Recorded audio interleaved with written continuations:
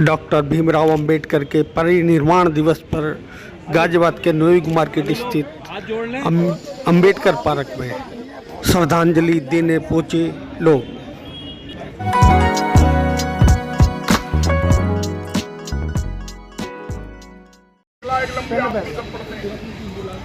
उन सबकी एक मनोधारणा के बीच बाबा साहब का चयन करके ऊपर लेकर आने का काम अगर किसी ने किया तो कांग्रेस पार्टी ने किया, और उस जिम्मेदारी का निर्वाह बाबा साहब ने जिस तमन्ना के साथ, जिस विद्वता के साथ, जिस उद्वता के साथ किया, मैं इसलिए धरती का भगवान कहता हूँ बाबा साहब को। इन सबका उल्लेख बाबा साहब ने इस लोकतंत्र की गीता का, लोकतंत्र की रामायण का जो पंडित जी ने अभी अग्नोत्री साहब ने जो संज्ञा दी, उसमें हर व्यक्ति के लिए जो भारत की भूमि पर सांस ले रहा है उसके लिए कुछ ना कुछ बाबा साहब ने अपनी कलम से लिख कर दिया।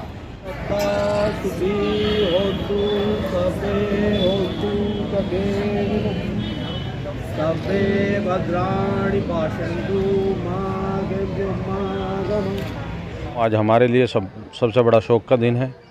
आज से 67 साल पहले बाबा साहब हमारे बीच में से चले गए थे, जिनकी ज़रूरत हमें बहुत लंबे समय तक के लिए थी, पर किन्हीं विडंबनाओं के वजह से वो हमसे पहले चले गए। पर जो वो सोच हमें दे गए, उस सोच को हम यहाँ जिंदा रखे हुए हैं। ये नवयुग मार्केट स्थित बाबा साहब का पार्क है, जयंती पार्क है। इसमें हर वर्ष की भांति यहाँ परिनिर्वाण दिवस मनाया जाता है।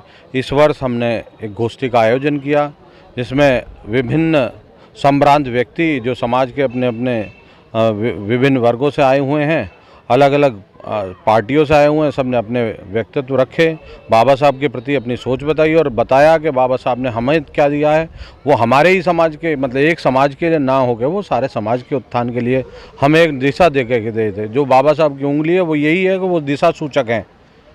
वही नारा हम लेके बैठे हैं। नारी के उत्थान के लिए बाबा साहब से बड़ा काम किसी और ने नहीं किया। आज से पहले हमें वोट का अधिकार नहीं था, अगर हमें वोट का अधिकार मिला तभी हम यहाँ खड़े हुए हैं।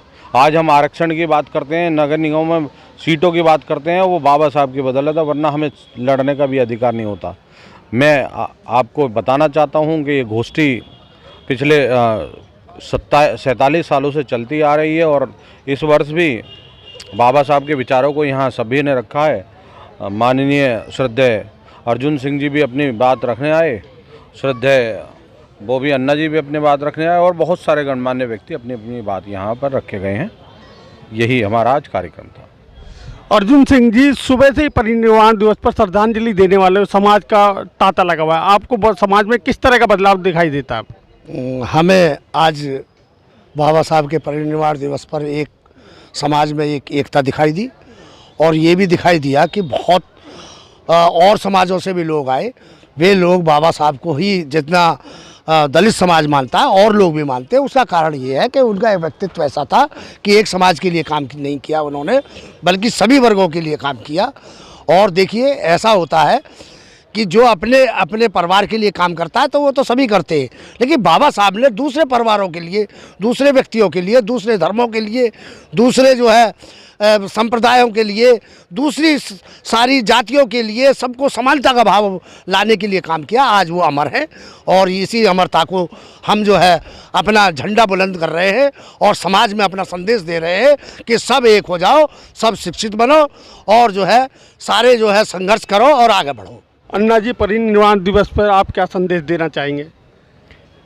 मैं आज बस यही कहूँगा, समाज एकजुट हो, अपनी ताकत पहचाने, बाबा साहब के मिशन को पूरा करना है और आर्थिक स्थिति से मजबूत होना है, राजनीति में भी अपनी हिस्सेदारी मजबूती करनी है।